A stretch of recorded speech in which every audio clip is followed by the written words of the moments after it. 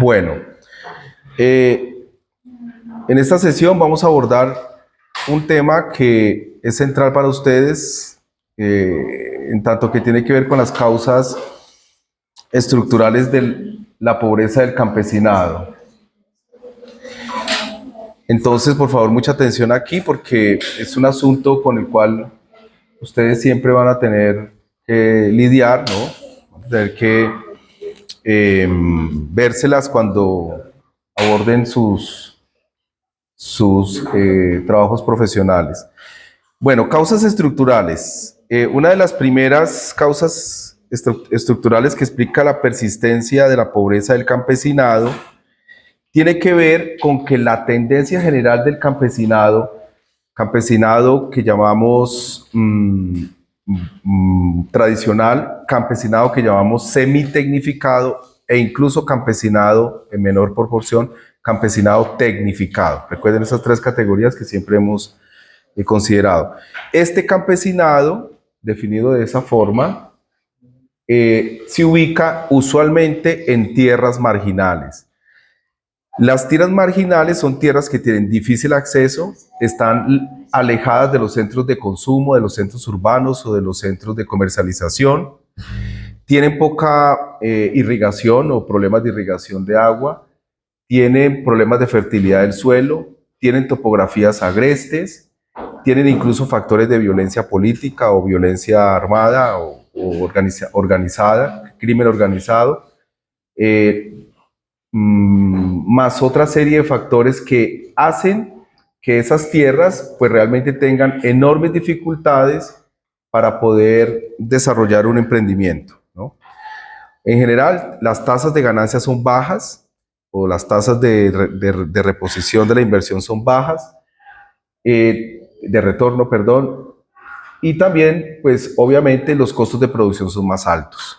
Las tierras marginales se caracterizan desde el punto de vista económico, esto es muy importante, que ustedes lo tengan siempre presente, los costos de producción tienden a ser muy altos, ¿no? Respecto, ahora sí vamos, a las tierras buenas.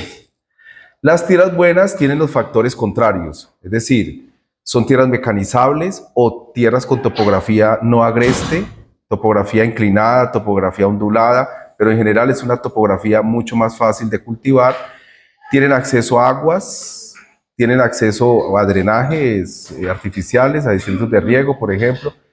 Tienen acceso a vías, están localizadas cerca de los centros de consumo o de los centros de comercialización. Tienen una fertilidad razonable o un valor potencial del suelo. Los indicadores cambian según países. Aquí le llamamos valor potencial del suelo en la metodología IGAC. Y pues en realidad todos estos elementos son los que el factor violencia tiene en realidad poca influencia, entonces son lugares en los cuales pues podemos considerar que son tierras buenas, tierras buenas que tienen características muy diferentes respecto a las tierras marginales. Las tierras buenas entonces tienen, por favor acá, siempre acá que esto es muy importante, costos de producción bajos, esto es muy importante. Por tanto, las rentabilidades o los retornos obviamente están garantizados o son razonablemente buenos. Por tanto, los precios son mucho más competitivos. Entonces, en tierras marginales, en resumen, los precios son menos competitivos de la producción agrícola que los precios que uno logra tener con las tierras buenas, ¿bien? Con los mismos productos agropecuarios, ¿no? Básicamente por esas razones, ¿no? Costos de producción son más altos en tierras marginales, costos de producción son más bajos en tierras buenas, ¿no? Y eso obviamente se refleja en la competitividad del precio. Yo puedo tener un mejor precio en tierras buenas cuando vaya al mercado, porque mis costos de producción son mucho más bajos. Entonces, este fenómeno que yo les estoy mostrando es en el fondo el problema de la renta del suelo, que estudió un poco Adam Smith, luego a fondo David Ricardo y luego Marx. Toda la teoría científica de la renta del suelo de hoy se basa en el trabajo de Marx. Y es un factor explicativo muy importante de por qué tenemos allí un problema serio con los campesinos, ¿bien? Entonces, en resumen, si la mayoría del campesinado está ubicado en tierras marginales y sus costos de producción son altos y sus precios no son competitivos, por tanto los ingresos de este campesinado tienden a ser pobres o tienden a ser menores que los que están ubicados en tierras buenas, ¿no? Entonces, esto es un elemento estructural muy importante de por qué el campesinado está en una especie de círculo vicioso, ¿no? Un circuito de pobreza que no ha podido superar. Y empieza por ahí, por dónde está localizado, ¿no? Entonces, tierras marginales. ¿Quiénes están localizados por contra? ¿Quiénes están localizados en tierras buenas? Pues usualmente los que tienen capital, latifundistas, empresarios agrícolas, que arriendan tierras o que las compran, grandes corporaciones agrícolas que pues están vinculadas a los agronegocios que giran en torno a los monocultivos, etcétera. Los que están en tierras buenas tienen altos ingresos, para resumir, y por tanto también tienen un importante poder político. Entonces ya ven ustedes cómo se va configurando el acceso a la tenencia de la tierra. Los campesinos que tienen vulnerabilidades sociales se ubican en tierras marginales. Los actores productivos con mayores fortalezas están pues en tierras buenas, ubicados en tierras buenas. Bien, es primer elemento clave. Más adelante vamos a ver la teoría de la renta del suelo, o sea, más en detalle, ¿no? Entonces, pero por ahora ustedes se deben quedar con esto. Esto es muy importante, ¿no? Para que lo tengan presente. El otro factor que explica la persistencia de la pobreza del campesinado es la estacionalidad de la mano de obra. Esto es súper importante. Volvinic, Bartra y otros autores, pues ustedes no van a entrar en esos detalles. Aquí viene una lectura sobre Volvinic en el taller, pero pues, lo que básicamente nos está diciendo es que el pago del campesinado o del jornalero, del trabajador que se dedica a estas labores a destajo, el pago es solo por algunos meses, no por todo el año. O sea, el resto del año el campesino, cuando se emplea, pues no cobra, ¿no? Porque todos los ciclos de los cultivos no implican que haya trabajo a lo largo de los 12 meses del año, sino que el trabajo se concentra en unos periodos del año. Eso además, por ejemplo, si ustedes lo miran con calma, eso es absolutamente distinto al trabajador urbano.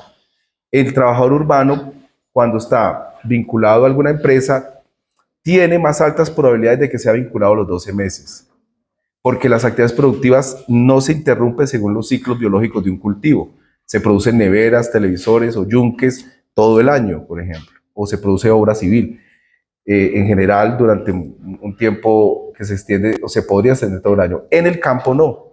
Usted vincula la mano de obra a destajo según sus necesidades, cuando hay cosecha, por ejemplo, cuando hay que fertilizar, por ejemplo, cuando hay que podar, etcétera. Pero hay momentos en que usted no vincula a nadie, ¿no? Incluso deja abandonada la finca, ¿no? Eso puede pasar. Entonces, ese problema de la estacionalidad de la mano de obra hace que el campesinado no tenga ingresos seguros durante todo el año, sino ingresos concentrados en un periodo de tiempo muy pequeño. ¿Qué pasa con esto? Y esto es muy importante, que al existir esta estacionalidad, se produce una sobreoferta de trabajadores, porque muchos trabajadores van a tener la necesidad de emplearse en esos momentos cortos donde se oferta el empleo. Y eso genera de una vez un proceso de depreciación del valor de la mano de obra. O sea, yo como empresario, cuando veo una enorme cantidad de brazos ofreciéndose para trabajar, pues tiendo a pagar menos. Entonces, eso impacta enormemente en el ingreso del campesinado. ¿Bien? Por el solo hecho de existir esta estacionalidad de la mano de obra. ¿Ven? Eso es otro factor que explica en parte la pobreza del campesinado. Esto es muy importante, porque esto es estructural. Lo otro, muchas veces, por supuesto, por esa misma estacionalidad de la mano de obra, los pagos o los ingresos que obtiene el campesinado están por debajo incluso del mínimo vital. Eso es un fenómeno también que se puede percibir. O sea, ni siquiera ganan para reponer sus propias energías o su fuerza de trabajo. Eso es una cosa muy importante. Por tanto, la pobreza también conduce a vulnerabilidades en materia de salud o a problemas de salud, ¿no? Muy serios, ¿no? Bien, los bienes, otro elemento es que los bienes agrícolas, muy importante, los bienes agrícolas son naturalmente perecederos. O sea, tienen unas condiciones específicas que los hacen perecederos. Y obviamente hay una diferencia muy radical respecto a los bienes que son inorgánicos, que provienen, por ejemplo, de la industria. Esto impide, obviamente, un plan, elaborar un plan de largo plazo para negociar mejores precios. Dicho de otra manera, yo no puedo elaborar un plan de negocios de largo plazo con Curuba, con Mora, yo qué sé, ¿no? Debo someterme a una logística complejísima de empaquetado, etiquetado, cadenas de frío, etcétera, etcétera, y en un corto periodo de tiempo, porque si no, no funciona el plan de negocios. Entonces, esa imposibilidad de tener planes de negocio de largo plazo, bien racionales, con previsiones de riesgos, de malos precios, yo no lo puedo hacer con los bienes de origen alimentario. En cambio, sí lo puedo hacer con televisores, con aires acondicionados. Yo los puedo tener en stock durante un tiempo y racionalizar el mercadeo, ¿no? Saber cuándo sacarlos a mercado. ¿Ven? Y no puedo hacer eso con la producción agropecuaria.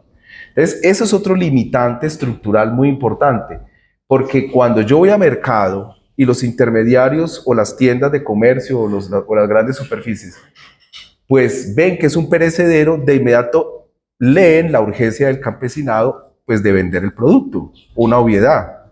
Entonces el campesinado no puede resistirse de ninguna manera a esos precios que les ofrecen en las ciudades. No puede resistirse porque necesita vender el producto por el problema de los perecederos. ¿Bien? Claro. Entonces, los perecederos conducen indirectamente a malos precios y esos malos precios conducen directamente a malos ingresos por parte del campesino. ¿Bien?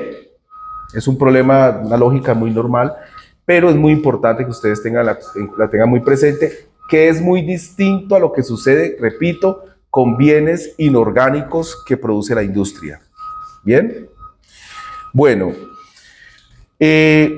otro asunto muy importante es, en el caso, por ejemplo, de estos países equinocciales, o que están muy cerca del trópico bajo, o en el trópico bajo, es que la calidad de los bienes agrícolas no se puede estandarizar por factores ambientales. Una cosa es producir en tierras templadas de Canadá, de Inglaterra o de Francia, y otra cosa es producir acá, aquí en Ibagué, en el Cañón del Conveima, o en, yo qué sé, en el Espinar. Los factores ambientales complejizan mucho la estandarización del producto, ¿no? Básicamente lo que tiene que ver con el geoecosistema que tenemos, que es muy húmedo, impredecible en muchos momentos, lluviosos, etcétera, etcétera, con cobertura, con interrupción de horas día, de luz, etcétera, etcétera. Todo eso hace artrópodos en masa, ¿no? Amenazando los cultivos en grandes cantidades.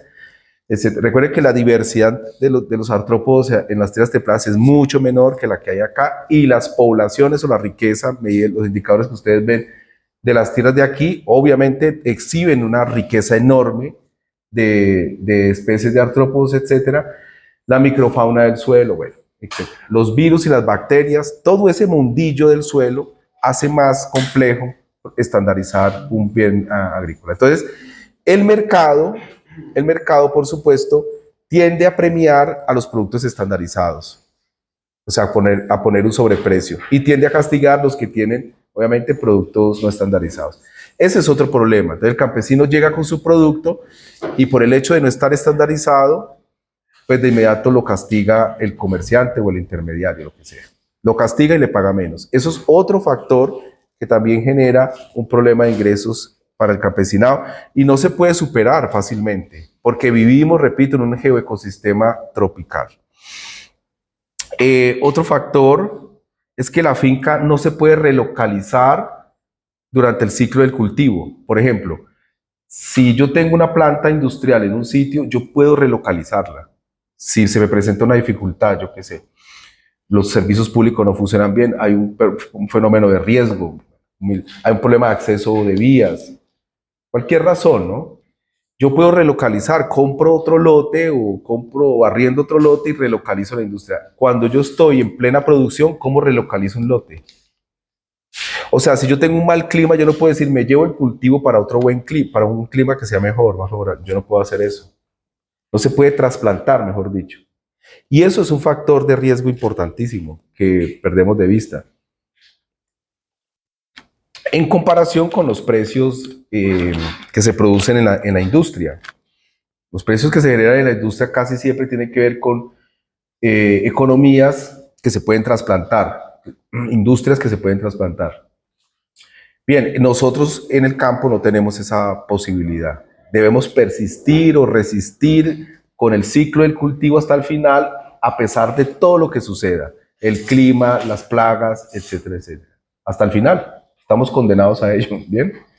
Factores de riesgo no los podemos manejar, relocalizando, ¿bien? Entonces, ese es otro problema que también tiene que ver con esta explicación de la persistencia de la pobreza del campesinado. Bueno, otro. Mm,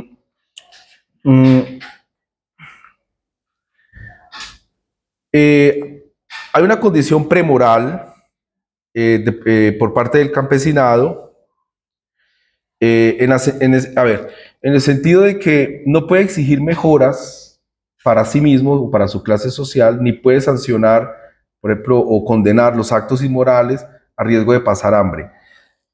Es decir, el campesinado en esta situación de pobreza, dada su vulnerabilidad social evidente, pues no tiene las condiciones morales suficientes o las condiciones morales constituidas para tomar decisiones independientes, autónomas y críticas frente a un patrón, frente a un actor político, frente al Estado en general, dada su vulnerabilidad. Eso es otro asunto muy importante que hay que considerar. Cuando uno pasa hambre, cuando uno tiene vulnerabilidades, uno entra en un estado premoral. Y ese estado premoral le impide a uno tomar decisiones autónomas, ¿no? Decisiones que realmente reflejen los intereses, deseos o proyectos personales de uno. No puede. Es como un niño. Uno está como en una condición infantil, ¿no? Está siempre dependiendo de una persona que le diga qué hacer. Bueno, ese elemento de la pobreza, al generar este estado premoral del campesino, imposibilita la organización política del campesino, hace muy difícil su organización o su empoderamiento para enfrentar las causas adversas de su situación, ¿bien? De su problema de pobreza. Otra cosa que es muy importante. Esto obviamente las condiciones premorales las sufre el proletario en la ciudad también. O sea, la gente que solo vive de su fuerza de trabajo físico, está en la misma condición, también está en una situación premoral. Pero el campesinado está en esa misma situación e incluso podría estar mucho más vulnerable. No vamos a entrar en esos detalles, pero más o menos es así.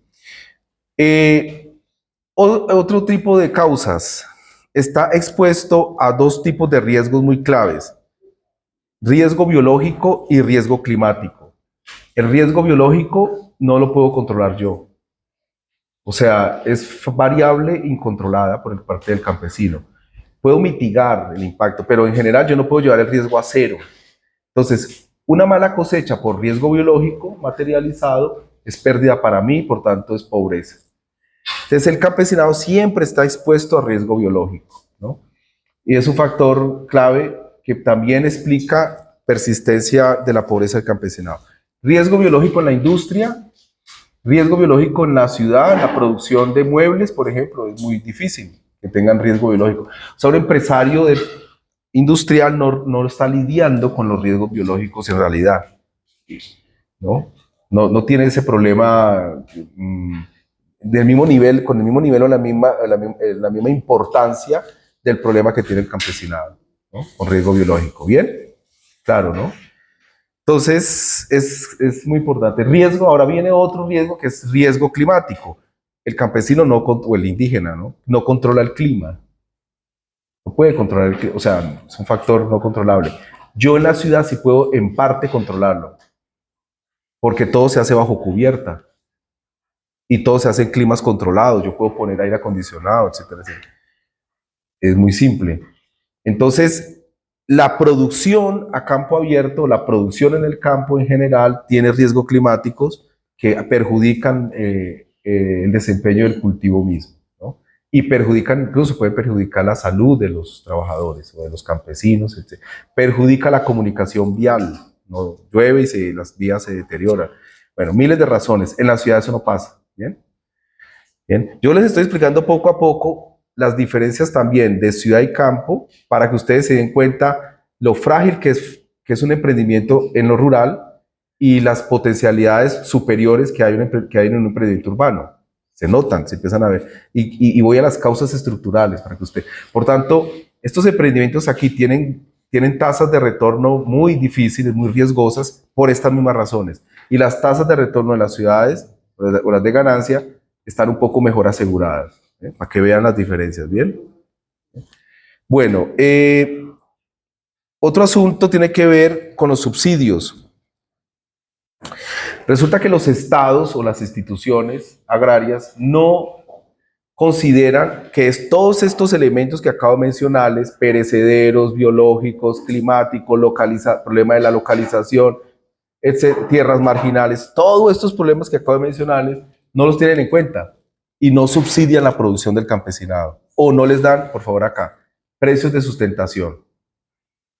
Entonces, cuando la institución agraria o los estados no tienen cobertura de subsidios para mitigar estos riesgos que acabo de mencionarles, económicos, o que se reflejan de carácter económico, pues obviamente hace que el campesino tenga que asumir todo el riesgo y obviamente hace que su patrimonio se desmejore o que se ponga en riesgo, se deteriore en general. Entonces, eso es otro problema, ¿no? Cuando los estados, ahora pongo la cara positiva del asunto, cuando los estados subsidian para mitigar esos riesgos, la pobreza del campesinado es un fenómeno escaso, ¿no? Porque él tiene un patrimonio asegurado, ¿no? No se amenaza sus ingresos, ¿bien? Porque hay subsidios, ¿no? Subsidios que atacan el riesgo, ¿bien? Bueno, voy a poner un ejemplo que veo caras. Por ejemplo, si yo tengo un cultivo, el cultivo se malogra, obviamente el Estado debería cubrir una parte, o una institución, puede ser mixta, una parte de esos costos de producción. O incluso debería cubrir toda la pérdida, ¿no? De esa manera el campesino no está en ese circuito de pobreza, ¿no? Sino que puede salir de ella, porque le dan la mano cuando lo necesita. ¿Bien?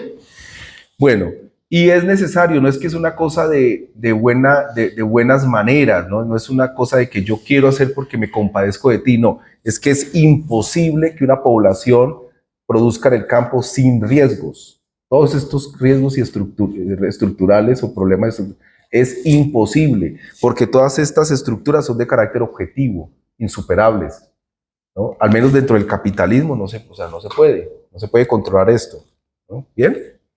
Entonces hay que ir a este tipo de ayudas, subsidios, etcétera. Bueno. Hay otro tema que tiene que ver con la disolución de los, ojo aquí, esto es muy importante también, la disolución de los hogares rurales. Las familias en el campo ya no persisten. Los hogares rurales se están disolviendo. Las mujeres, por ejemplo, tienden a abandonar el hogar rural y se ubican con sus hijos en la ciudad. ¿Por qué? Hay muchos factores. Pobreza es obviamente uno, acceso a buena educación, a buena salud, obviamente es otro, pero también maltrato. Maltrato y falta de empoderamiento de la mujer. O sea, los esposos, los hombres, por el régimen patriarcal, no dejan que la mujer tome iniciativa, tenga sus propios emprendimientos, maneje su propio dinero, sino que las excluyen. Entonces, obviamente, eso también impulsa su éxodo, su salida a la ciudad. ¿Bien? Ese es otro problema que, claro, el campesino sin hogar es un campesino que obviamente ya no tiene un soporte, una red de apoyo, y eso también fomenta o incentiva situaciones de pobreza, ¿no? Mucho más radicales. Se empobrece tanto los hijos y sus hijos, entran en un estado de vulnerabilidad como él mismo, ¿no? Al disolverse el hogar. Ya no hay mano de obra familiar, ojo, todas las explotaciones familiares es con mano de obra en realidad familiar, en buena parte, un porcentaje alto. Los trabajos son de su mujer y de sus hijos, etcétera. Pues si se disuelve el hogar, pues no hay una mano de obra familiar. ¿Bien? Es otra cosa importante. Envejecimiento del campo, eso también es clave. El campo al envejecerse pierde mano de obra, otro factor clave que también empieza a considerarse como, bueno, siempre se ha considerado eh, en la teoría, pero obviamente ustedes lo ven con el encarecimiento de los productos alimentarios en regiones donde no se producen alimentos, sino que se importan, se traen. Como no hay campesinado que produzca alimentos en circuito corto, los productos que llegan de afuera llegan muy costosos. Entonces eso genera más empobrecimiento. ¿Bien? Un campesino típico de un lugar de tierras marginales, etcétera, con una vereda envejecida, una zona en general con problemas de poblamiento, con eso rural, mejor dicho, todo eso hace que se encarezca el producto. Entonces el campesino cuando va a comprar el aceite o va a comprar los huevos o va a comprar el plátano, obviamente como todo ello viene de Bogotá, pues sale más costoso. Bien, todos esos fenómenos van retroalimentando los procesos de generación de pobreza. Obviamente la asistencia técnica es terrible aquí, en este país, en general. Es un descuido brutal. Les dicen cualquier cosa, no los atienden bien. No hay un análisis científico, además. O sea, ahí es un análisis muy manuelesco, lo que dice el manual, ¿no? Es muy básico el nivel de asistencia. Y el nivel de asistencia debe ser de carácter científico, o si no, ustedes están engañando, perdiendo el tiempo. O el campesino está perdiendo también su inversión. Bueno, bueno, otro problema. Esto es una cosa muy importante. La merma de la cultura del trabajo por la presión sobre todos los estilos de vida hedonistas o consumistas que ustedes ven en las redes, en la televisión, etcétera. Resulta que los estilos de trabajo abnegado, disciplinado, con horarios bien madrugadores, trabajo sistemático, sostenido, o sea, todo ese tipo de vocaciones del trabajo se fueron perdiendo, ¿no? O sea, un campesino ya no sostiene, sobre todo los campesinos jóvenes, ya no sostienen este ritmo de trabajo. No se levantan temprano, no hacen las 8 horas netas de trabajo. El gasto energético de los 5.000 kilocalorías no, es muy raro en poblaciones jóvenes de campesinos, ¿no? Obviamente hablo de una tendencia, ¿no? Y eso en parte tiene que ver con que hay una vida hedonista, hay una vida consumista que tal vez se está propagando en redes, etcétera, etcétera. Y pues en realidad son estilos de vida que premian o que ven o estimulan los comportamientos que tienen que ver con una actitud pasiva, de consumo pasivo, de recreación improductiva o de ocio improductivo. Ese tipo de cosas vienen en un solo paquete que llamamos hedonismo o consumismo, ¿no? Entonces, el tema del trabajo, el trabajo duro, como antiguamente se decía, eh, tenemos allí, tenemos allí una dificultad, ¿no? Y no crean, esto va en contra de la productividad del campo, no crean, ¿no? Y yo no estoy llamando aquí a que el campesino sea tratado como un esclavo ni nada por el estilo, ni que te va a trabajar abnegadamente hasta los niveles de fatiga, no, sino que había una disciplina que se está perdiendo, una media en la disciplina del trabajo que se va perdiendo poco a poco. Socavamiento del tejido vecinal o de las redes de solidaridad. Uno lo que nota es que cada vez más los campesinos, por los factores también que acabo de mencionarles, éxodo rural, maltrato de la mujer, bueno, muchas razones, el propio problema de ingresos, bueno, todo eso también va generando un problema de relaciones vecinales. Es decir, el tejido vecinal cada vez se hace menos denso o se hace menos sólido. Las personas ya no recurren a soluciones vecinales, ¿no? Ya no es lo mismo que antes. Ya, por ejemplo, lo que se hacía anteriormente lo que se hacía anteriormente como juntas de trabajo, convites o mingas en toda esta región, bueno, convites se le llamaba por acá, eso es muy extraño, eso ya no se hace. ¿Bien? ¿Por qué? Porque los tejidos vecinales son muy pobres, se han venido deteriorando. Bueno, déficit de infraestructura, perdón, vial y transporte. En nuestro país, por ejemplo, ese es un asunto muy sentido eh, que, mm, que le juega en contra al campesino, ¿no? O sea, el campesino ya de por sí tiene un gasto energético enorme trabajando, más el gasto energético de caminar, de transportar sus alimentos o de traer sus insumos. Todo eso dificulta el trabajo. Tener buenas vías es en realidad ahorrarle al campesino un esfuerzo innecesario, ¿no? Tener buenas vías, buenos transportes, ¿no? Y barato, un transporte barato. Bueno, esto no se ha solucionado. Otro asunto, ausencia de asociaciones o cooperativas que puedan enfrentar mejor la competencia sobre todo de empresarios en tierras buenas o la competencia de grandes corporaciones que importan, por ejemplo, alimentos, y a potenciar el valor agregado de sus productos y haciendo uso de los circuitos cortos. ¿Bien? Entonces, es necesario tener asociaciones y es necesario tener cooperativas, pero esto no pasa, ¿no? Entonces, esa debilidad organizativa del campesinado también genera persistencia de la pobreza o persistencia de su pobreza. Voy a explicar aquí rápidamente. La asociatividad se recomienda cuando los niveles de confianza entre los campesinos o indígenas también, o afros, es baja. Cuando solamente se pueden poner de acuerdo, pero para hacer compra en volúmenes, para abaratar las unidades de insumos, ¿no? Pero cuando los niveles de confianza son mucho más altos entre el tejido vecinal, entre los actores, yo puedo aspirar a hacer con ellos cooperativas, ¿no? Hacer inversiones donde cada uno de ellos sea copropietario, sea accionista, mejor dicho, de la empresa o de la actividad agrícola y que con transparencia se manejen los recursos y se repartan las utilidades. Pero eso requiere unos niveles de socialidad, de mucha confianza para que el campesinado llegue al nivel de la cooperativa.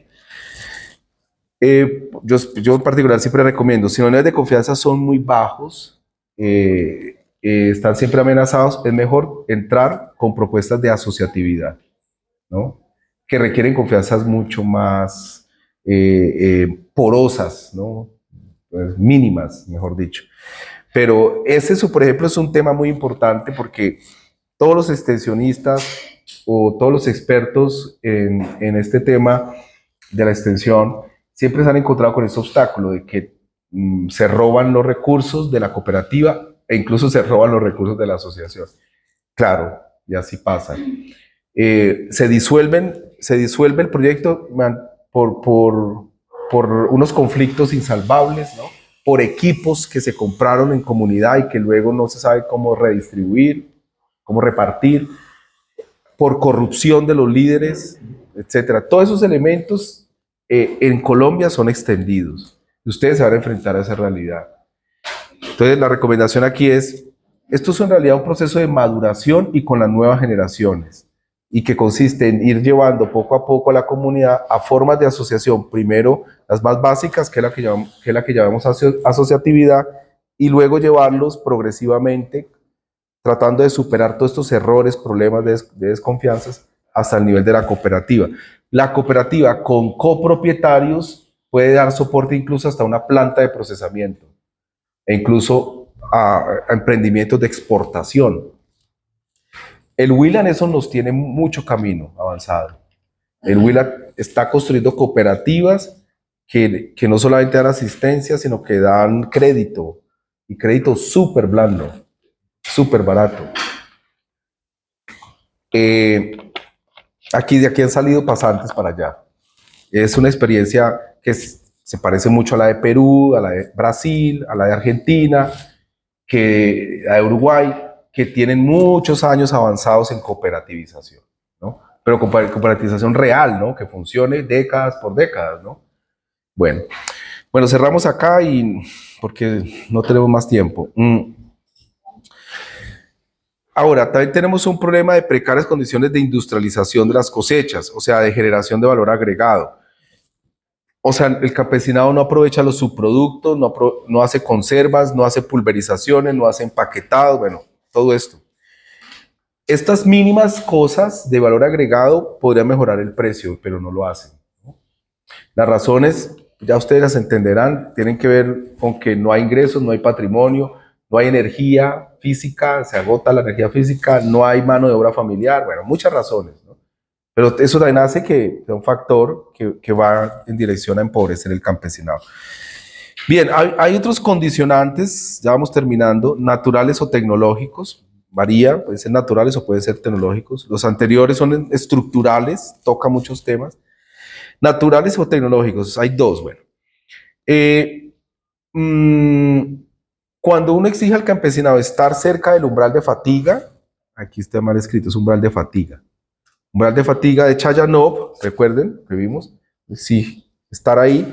¿Qué problema? Se aumentan los estresores psicológicos y fisiológicos, porque la gente está muy cansada, ¿no? Y si usted le exige que siga trabajando día tras día, obviamente eso aumenta estresores psicológicos y psicológicos. Por tanto, eso puede desencadenar enfermedades o baja en la esperanza de vida. Entonces, ojo con eso, es un tema muy importante.